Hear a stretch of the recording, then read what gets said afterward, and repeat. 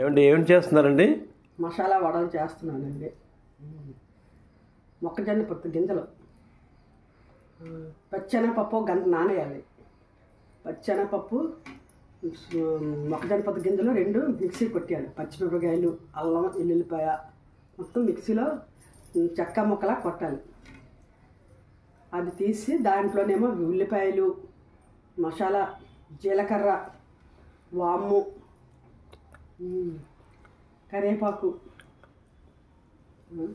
కొత్తిమీర, తోటకూర, కొంచెం తోటకూర ఎన్ని వేసి బాగా కలిపి, ఉప్పు బాగా కలిపి బాగాని దాంట్లోనేమో అది గారెలా చేసుకొని తింటే చాలా రుచిగా ఉంటాయి, టేస్ట్గా ఉంటాయి.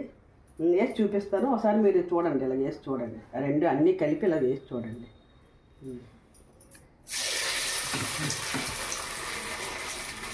పిల్లలు కూడా తింటారు, టేస్ట్గా ఉంటుంది. పెద్దవాళ్ళకి పిల్లలకి అన్నీ.